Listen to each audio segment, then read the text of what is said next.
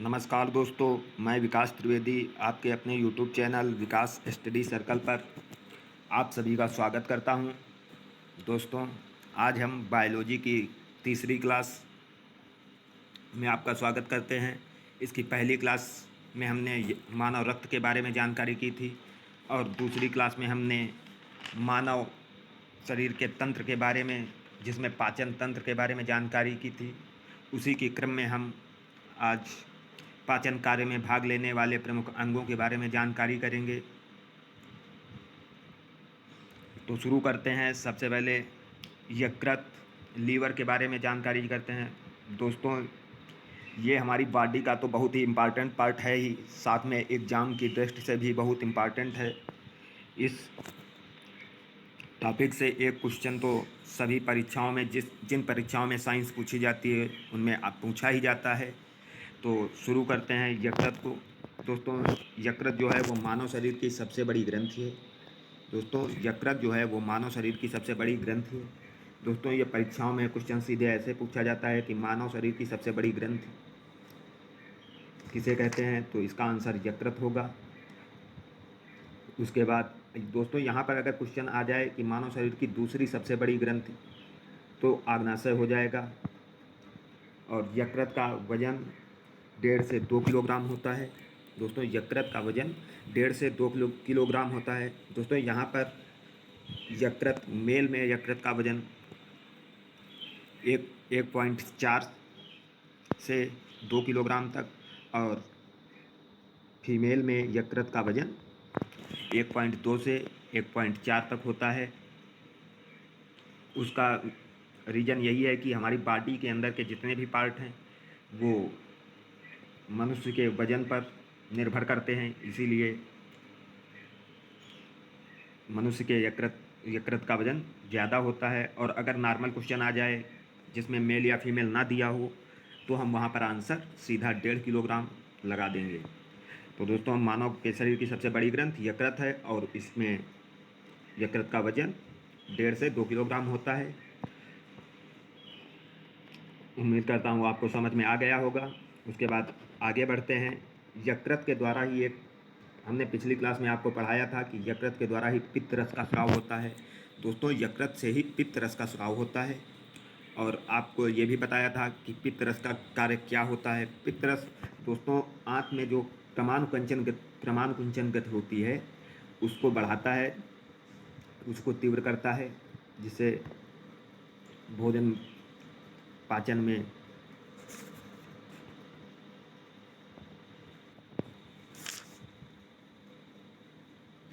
पाचक रस भली भांति मिल जाते हैं।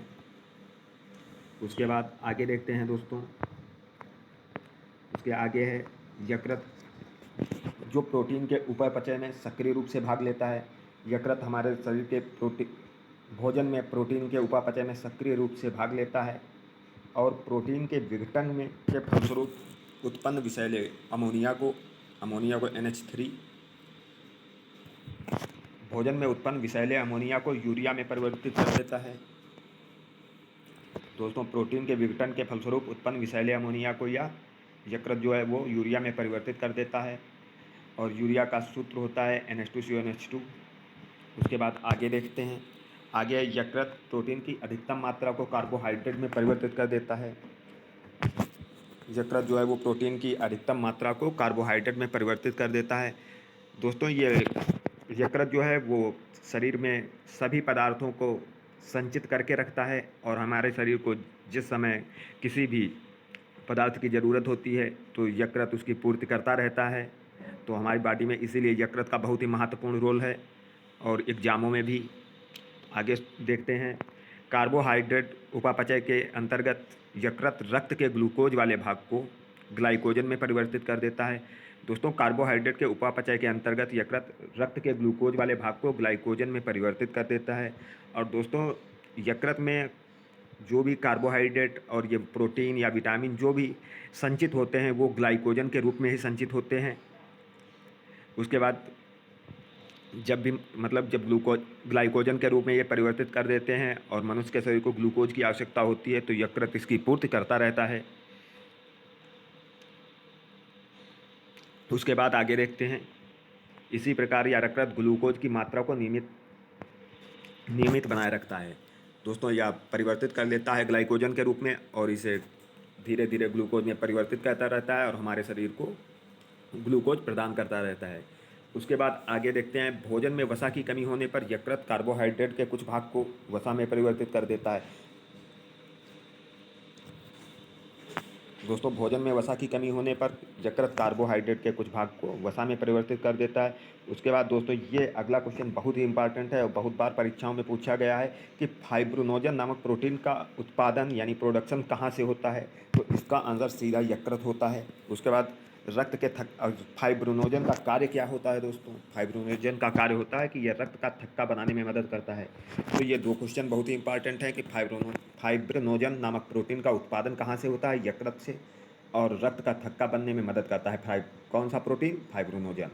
उसके बाद अगला क्वेश्चन भी बहुत इंपॉर्टेंट है, हिपैरिन नामक प्रोटीन का उत्पादन कहाँ से होता है, यकृत में। दोस्तों ये हमने पिछली क्लास में पढ़ा हुआ था कि हिपैरिन नामक प्रोटीन का उत्पादन कहाँ से होता है, इसका भी आंसर यकृत है। यकृत शरीर के अंदर जो हिपैरिन नामक प्रोटीन होता है, ये शरीर के अंदर रक्त को जमने से रोकता है। दोस्तों हिपैरिन नामक प्रोटीन का कार्य क्या होता है, यह शरीर के अंदर रक्त को जमने से रोकता है। और दोस्तों जब हमने आरबीसी पढ़ा था तो हमने देखा था कि आरबीसी का कब्र किसे कहते हैं, यकृत को ही कहते हैं। तो आरबीसी यकृत में ही नष्ट किया जाता है। उसके बाद आगे देखते हैं दोस्तों, यकृत जो है थोड़ी मात्रा में विटामिन को भी संचित रखता है। यकृत जो है वह थोड़ी मात्रा में विटामिन को भी संचित करता है और शरीर के ताप को बनाए रखने में मदद करता है। उसके बाद आगे देखते हैं दोस्तों, ये भी क्वेश्चन बहुत ही इंपॉर्टेंट और बहुत बार परीक्षाओं में पूछा गया है कि जहर देकर मारे गए व्यक्ति की मृत्यु के कारणों का पता कैसे लगता है, तो यकृत उसमें महत्वपूर्ण भूमिका अदा करता है। उसके बाद हम आगे बढ़ते हैं, पित्ताशय। पित्ताशय की संरचना जो होती है दोस्तों, वह नाशपाती के आकार की एक थैली जैसी होती है, नाशपाती के आकार की होती है। उसके बाद सबसे ज़रूरी यहाँ पर क्वेश्चन यह है कि पित्त रस का स्राव किससे होता है। तो ये क्वेश्चन पूछा गया है पिछली परीक्षाओं में कि यकृत पित्त रस का स्राव कहाँ से होता है, तो यकृत, इसका आंसर यकृत होगा। और आपको ऑप्शन में दिए रहे होंगे कि पित्ताशय, आग्नाशय, इस टाइप से दिए रहे होंगे, लेकिन इसका आंसर यकृत होगा।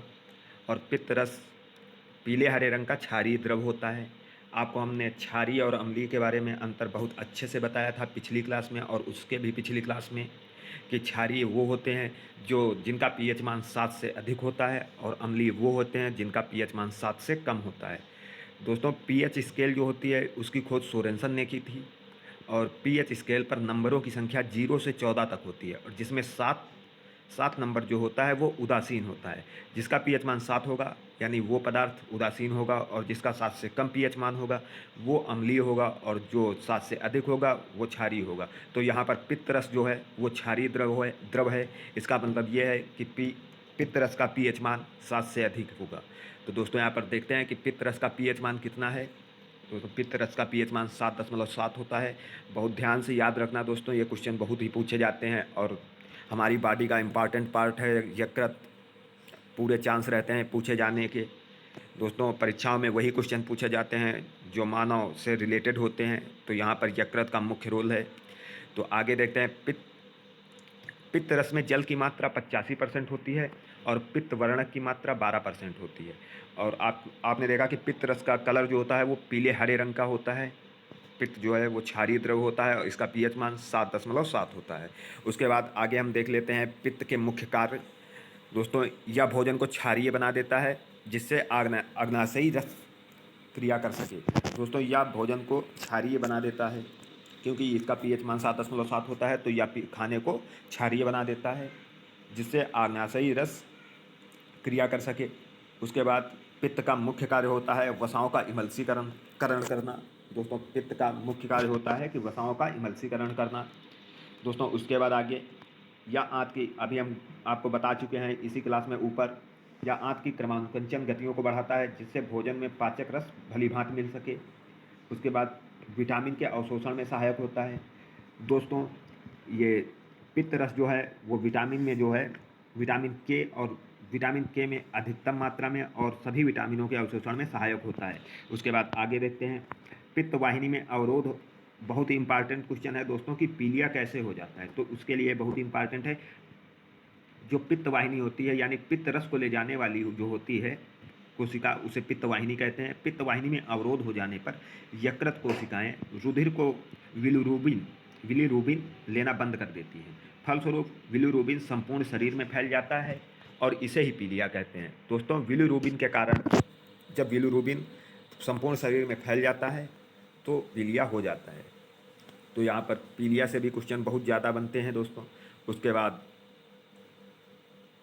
दोस्तों अब आगे कल की क्लास में हम आग्नाशय के बारे में पढ़ेंगे, जो हमारे शरीर की दूसरी सबसे बड़ी ग्रंथि है। तो दोस्तों आज की क्लास यहीं पर समाप्त करते हैं। दोस्तों एक बार वीडियो को पूरा ज़रूर देखें और वीडियो को लाइक करें, चैनल को सब्सक्राइब करें। और आज का प्रश्न दोस्तों ये है कि आरबीसी की संख्या किससे ज्ञात करते हैं। इसका आंसर आप लोग कमेंट बॉक्स में ज़रूर बताएं, और इसका आंसर आप देंगे तो ठीक है, नहीं तो कल हम इसका आंसर बताएंगे आपको क्लास में। तो तब तक के लिए धन्यवाद, कल मिलते हैं।